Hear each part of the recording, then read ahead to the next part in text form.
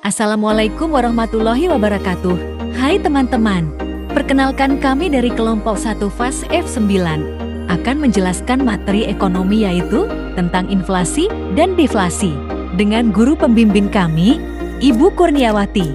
Sebelum lanjut ke materi, perkenalkan dulu ya, anggota dari kelompok 1. Ada Agi Rizky Habibi, David Christian Lumbantoruan, Pinky Amelia Putri, dan Meyinda Gusrida Sarlika. Yuk kita lanjut ke materinya. Yang pertama, kita harus mengenal dulu, apa itu inflasi? Inflasi adalah kenaikan harga barang dan jasa secara umum dan terus-menerus dalam jangka waktu tertentu. Kenaikan harga dari satu atau dua barang saja tidak dapat disebut inflasi, kecuali bila kenaikan itu meluas atau mengakibatkan kenaikan harga pada barang lainnya. Lalu kita juga harus mengenal, apa itu deflasi? Menurut KBBI, deflasi merupakan penambahan nilai mata uang, antara lain dengan pengurangan jumlah uang kertas yang beredar dengan tujuan mengembalikan daya beli yang nilainya turun. Deflasi merupakan fenomena penurunan harga yang ada di dalam suatu wilayah. Dalam ilmu ekonomi, deflasi adalah suatu periode di mana harga-harga secara umum mengalami penurunan dan nilai uang bertambah. Dalam artian lain, deflasi adalah penurunan umum dan berkelanjutan dalam tingkat harga barang dan jasa, menyebabkan daya beli uang menjadi lebih besar seiring waktu. Ini dapat berdampak serius pada perekonomian, memicu penurunan permintaan dan risiko spiral deflasi. Solusi biasanya melibatkan kebijakan moneter untuk merangsang aktivitas ekonomi. Selanjutnya, penyebab terjadinya inflasi. Pertama, tingginya permintaan. Kenaikan harga-harga inflasi ini disebabkan karena ketersediaan barang yang tidak sepadan dengan tingginya permintaan. Biasanya, karena stok barang menipis dan permintaan sangat tinggi, maka stok barang tersedia mengalami kenaikan harga. Begitupun di bidang jasa, jika ada pembatasan kuota penggunaan jasa, maka akan terjadi kenaikan harga. Kedua, meningkatnya biaya produksi cost push inflation. Apabila sektor produksi naik, seperti bahan baku atau upah pegawai, maka produsen akan menaikkan harga supaya pendapatan keuntungan dan kegiatan produksi bisa berlanjut terus dalam jangka panjang. Ketiga, jumlah uang yang beredar. Peredaran uang yang tinggi di masyarakat juga bisa menyebabkan terjadinya inflasi. Hal ini dikarenakan ketika jumlah uang di masyarakat meningkat, maka harga barang akan ikut mengalami kenaikan. Semakin meningkat daya beli masyarakat, saat stok barang menipis, maka harga barang otomatis akan ikut naik. Selanjutnya, jenis-jenis inflasi berdasarkan tingkat keparahannya.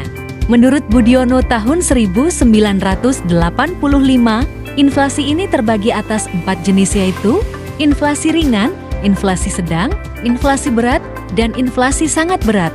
Inflasi ringan tidak begitu mengganggu keadaan perekonomian karena harga-harganya hanya mengalami kenaikan. Secara umum, inflasi ini nilainya di bawah 10% per tahun. Sementara, inflasi sedang membahayakan kegiatan perekonomian karena inflasi ini dapat menurunkan kesejahteraan masyarakat yang memiliki penghasilan tetap. Inflasi ini berkisar antara 10% sampai 30% per tahun. Untuk inflasi berat sendiri, dapat mengacaukan kondisi perekonomian karena masyarakat tidak ingin menabung lagi di bank dikarenakan bunga bank jauh lebih kecil daripada laju inflasi. Inflasi ini berkisar antara 30% sampai 100% per tahun, sedangkan inflasi sangat berat adalah inflasi yang sudah sangat sulit dikendalikan dikarenakan inflasi ini berkisar 100% per tahun. Ada jenis-jenis inflasi berdasarkan asal-usulnya. Pertama, inflasi dari dalam negeri. Inflasi dari dalam negeri terjadi karena faktor-faktor yang berasal dari dalam suatu negara. Inflasi dari dalam negeri juga disebut dengan domestic inflation. Contoh inflasi dari dalam negeri misalnya, defisit dalam pembiayaan anggaran belanja negara, sehingga pemerintah mencetak uang baru sebagai solusinya. Kedua, Inflasi dari luar negeri. Jenis inflasi ini terjadi karena adanya faktor-faktor eksternal seperti kenaikan harga di luar negeri dan melemahnya nilai tukar. Contoh inflasi dari luar negeri adalah terjadinya inflasi pada mitra dagang suatu negara. Inflasi menyebabkan biaya produksi barang di negara mitra menjadi naik, sehingga harga jual barang tersebut ke negara-negara lainnya ikut naik. Jika barang dagang harganya naik adalah barang pokok atau energi seperti minyak mentah, maka akan memengaruhi sektor perekonomian negara lain. Hal inilah yang kemudian memicu inflasi eksternal. Selanjutnya, jenis-jenis inflasi berdasarkan cakupan pengaruh kenaikan harga. Pertama, inflasi tertutup closed inflation. Kenaikan harga yang terjadi hanya berhubungan dengan satu atau dua barang tertentu. Kedua, inflasi terbuka, open inflation, kenaikan harga yang terjadi pada semua barang secara umum. Ketiga, hyperinflasi, serangan inflasi yang sangat hebat sehingga harga barang jasa terus berubah dan meningkat setiap saat. Akibatnya orang-orang tidak dapat menahan uang lebih lama karena nilai uang terus merosot. Selanjutnya, dampak inflasi pada perekonomian dan penghasilan masyarakat. Inflasi dapat mempengaruhi distribusi pendapatan dalam perekonomian. Kenaikan harga-harga barang dan jasa dapat menyebabkan masyarakat dengan penghasilan rendah semakin sulit untuk memenuhi kebutuhan hidupnya. Dampak dari adanya inflasi terhadap penghasilan masyarakat. Inflasi yang tinggi bisa menyebabkan pendapatan real masyarakat terus tergerus karena harga barang yang semakin mahal, sehingga standar hidup mereka juga akan semakin turun. Situasi ini akan membuat masyarakat yang sudah tergolong miskin menjadi makin miskin. Yang terakhir, yaitu cara mengatasi inflasi.